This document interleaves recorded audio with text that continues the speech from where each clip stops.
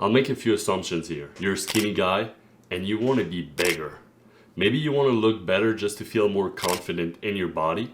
But if you're like how I was, you simply want to be more attractive to girls. In this video, I'll share with you 7 tips that will be of tremendous help in your journey from skinny to muscular.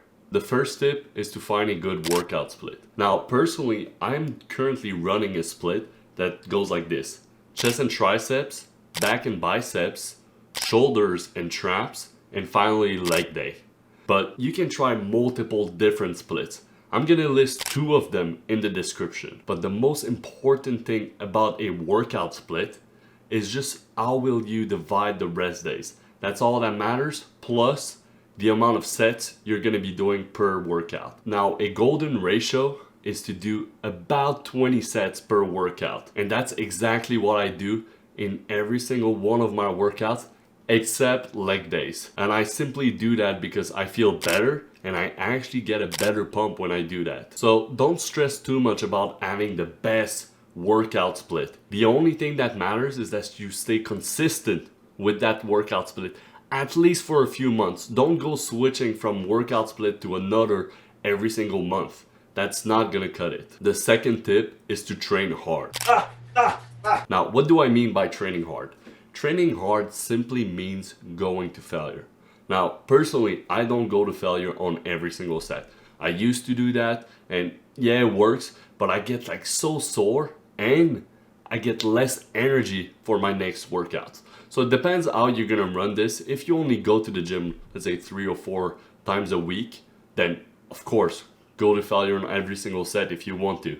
But if you want to do like I do, I basically go to failure almost on half of the sets or on a third of the sets. So on my last set, I always make sure to go on failure, and that's the minimum. So at least go on failure 1 of 4 sets. Going to failure will ensure you that you're gonna grow, because the only way to grow is to force the muscle to grow, and to do that, you need to train hard. You need to go to failure. You need to reach the point where you cannot do a single rep anymore. The third tip is to eat more, and we call that bulking in the fitness community. But if you can, try to lean bulk instead of just raw bulking, because the goal of a bulk usually is to put on muscle mass and not put on fat. So if you can, try to make that bulk as slow as possible. And when I say slow, I'm not talking about the progress you're making, because the progress is muscle growth. It's not weight gain. The progress of the bulk is muscle growth. And I think people forget that. Personally, in my 2 years of lifting, I bulked all the way through it and I didn't even gain a single percentage of body fat. Now, from time to time, I was main gaining. It was not intentional. I always try to bulk. But in those times where I was main gaining, I was actually keeping the same amount of muscle, but losing fat, so I looked more shredded, and that's how I achieved those results. And a quick advice if you're trying to lean bulk, try to avoid junk food. Now, I'm not saying that because I want you to eat less calories. I'm simply saying that because clean food, healthy food, will give you more muscle and less fat compared to, let's say you go eat McDonald's. That's certainly gonna give you more fat and less muscle. So be careful at what you put in your mouth. The fourth tip is to not undertrain. Now, there's a minimum. The minimum should be about 3 times per week. Now, I believe that with only 1 or 2 workouts per week, you can easily main gain the amount of muscle you have. But right now, we're trying to optimize muscle growth. With 3 times per week, I believe you can still grow a lot, but you're not going to be optimizing muscle growth. I do believe that you need at least 4 times a week to optimize muscle growth. Now, personally, that's what I'm currently doing. About 4 times per week, I go to the gym, but honestly, usually that's my minimum. Sometimes I go 5 to 6 times per week when I really just can't hold myself and I need to go to the gym. Which brings me on to the 5th tip, which is to not overtrain.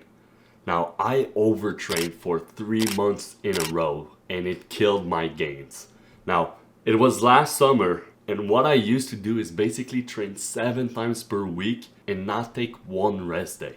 That was absolutely insane of me, and looking back on the progress I made this summer, I basically just lost some body fat, maybe kept the same amount of muscle so I looked better, but I didn't bulk at all. I didn't see any progress, and I actually felt less motivated to go to the gym because I was starting to feel sick. And if you didn't know, feeling sick is a symptom of overtraining. Now, if you're sick right now, it's probably not because you're overtraining, but if you overtrain, let's say you're working out every single day of the week and you realize that you're starting to feel sick, you're starting to feel weak, well, it may be because you're overtraining.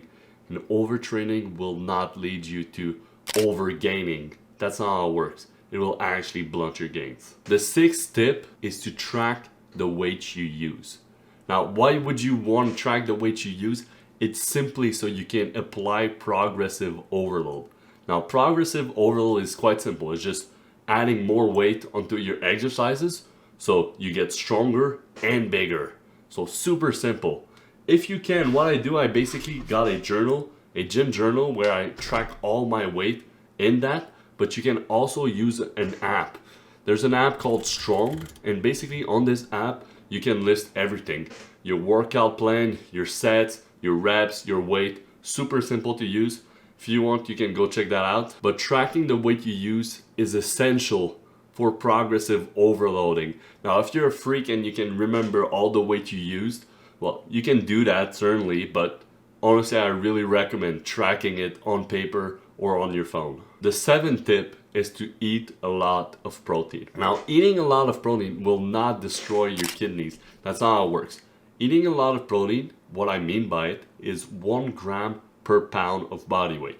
So I weigh around 205, 210 pounds. Well, that's about 205 grams of protein. Simple. Because the minimum amount of protein shown to optimize muscle growth was 0.8 grams of protein. But honestly, if you want to make sure that you're eating 0.8 grams of protein per pound of body weight, simple. Just eat 1 gram of protein per pound of body weight. Eating too much protein is like if your whole diet was protein. That's how you eat too much protein, but you're not going to achieve that for sure. So try to eat more protein, and if you can, aim for that 1 gram of protein per pound of body weight. I hope you enjoyed today's video. If you'd be interested in one-to-one coaching with me, where we basically hop on calls and do fun shit together, that's going to be the first link in the description.